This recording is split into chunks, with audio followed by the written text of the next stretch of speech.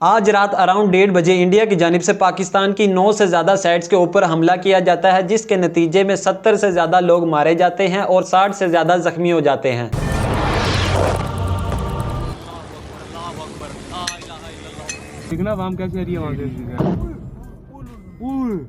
पाकिस्तान के prime minister मियां मोहम्मद शहबाज शरीफ ने भी ये ट्वीट करके बताया है कि हमारे दुश्मन ने हम पर हमला किया और हम इसे अनआंसर्ड नहीं जाने देंगे। लेकिन मेन बात तो यहाँ पर यह है कि पाकिस्तान और इंडिया आपस में ये वॉर कर क्यों रहे हैं? आखिर ऐसी क्या बात है कि पाकिस्तान और इंडिया एक दूसरे के जान के दुश्मन बन चुके हैं? जानते हैं आज की इस वीडियो के अंदर।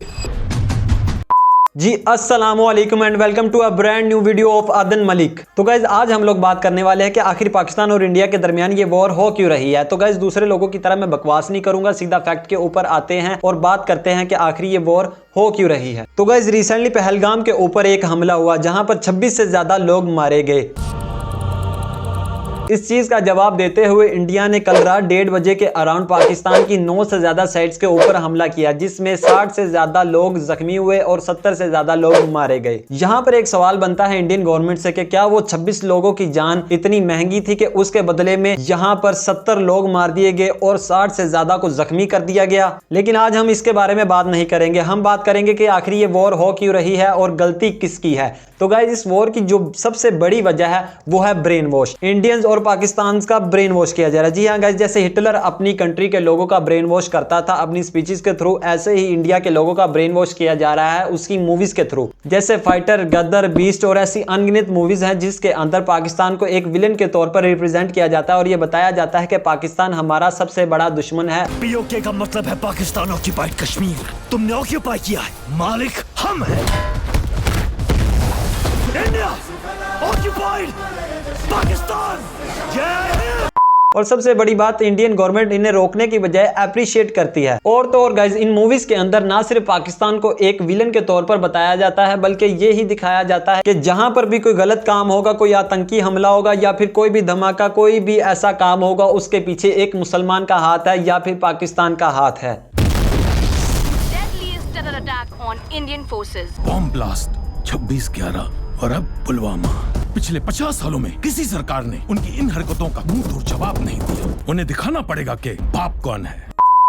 इसकी एक मिसाल आप लोगों को देता हूं कि रिसेंटली एक मूवी आई है छाविया, जिसके अंदर औरंगजेब आलमगीर को एक पत्थर दिल और जालिम इंसान बनाया गया है, जिसकी वजह से औरंगजेब आलमगीर की कब्र के ऊपर दंगे फसाद हुए हैं इंडिया में। ऐसे ही दूसरी मूवीज में जो हम लोग देखते हैं उस सब का इम्पैक्ट हमारे ब्रेन के ऊपर होता है और यही बड़ी वजह बनती है एक दूसरे से नफरत की। अब यहाँ पर बहुत सारे लोगों के दिमाग के अंदर ये सवाल आता है कि कश्मीर जिसकी वजह से ये सारे दंगे फसाद और जो सारे मामलात होते हैं, आखिर इसे इंटरनेशनल लेवल पर अक़वाम मुत्तहिदा में इस मुद्दे को उठाया क्यों नहीं जाता और इस मसले को हल क्यों नहीं किया जाता? तो इस चीज का आप लोगों को मैं ये आंसर दे दूं कि जिस मुद्दे से, जिस दंगे फसाद से बहुत सारे लोगों का फायदा हो, उसे सुलझाया नहीं जाता बल्कि ऐसे ही छोड़ दिया जाता है। इसकी भी मिसाल आप लोगों को मैं देता हूं। जैसे महाकुंभ मेले में बहुत सारे लोगों की जान गई, लेकिन नरेंद्र मोदी साहिब ने उसके ऊपर कोई भी रिएक्शन नहीं लिया, कोई भी उसके ऊपर बात नहीं की। वहीं अगर पहलगाम के अंदर 26 लोग मारे गए तो उसके ऊपर इतना बड़ा एक्शन ले लिया कि पाकिस्तान की 9 से ज्यादा साइट्स के ऊपर हमला कर दिया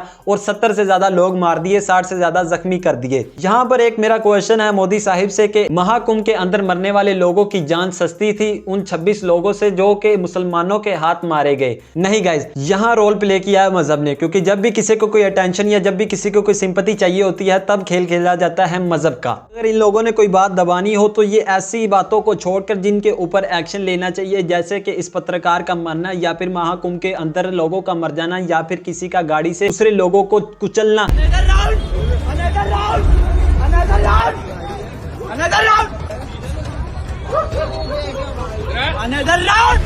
क्या हुआ? इससे छोड़कर ये ऐसी चीजों के ऊपर एक्शन लेते हैं जैसे समा रैना के शो के ऊपर एक्शन लेना, ताकि सभी का माइंड, जो सभी की टेंशन है, इस तरफ डाइवर्ट हो जाए। बात कुछ ज्यादा ही गर्म हो रही है। तो गाइस आप लोगों को बता दूं कि ये है अपनी पहली वीडियो। इसी खुशी में मैं कर रहा हूं इसका गिव अवे, जो क्या है Vivo Y21 सीरीज मोबाइल। इसकी कीमत पाकिस्तानी मार्केट के अंदर 30,000 से भी ज्यादा, 30 से 36,000 रुपए के अराउंड है। मुझे ये मिला है ऑलमोस्ट 32,000 रुपए का। देख लो Vivo Y21 सीरीज है, तो इसका कर रहा हूं मैं गिव अवे। आप लोगों ने करना क्या है, आप लोगों ने इस वीडियो पर लाइक करना, चैनल पे जो भी न्यू होंगे बल्कि सारे फर्स्ट जो वीडियो है तो चैनल को कर लेना आप लोगों ने सब्सक्राइब, और नीचे एक प्यारा सा कमेंट करना है। जैसे ही मेरे 1000 सब्सक्राइबर कंप्लीट हो जाएंगे मैं कर दूंगा इसका Vivo Y21 सीरीज का गिव अवे।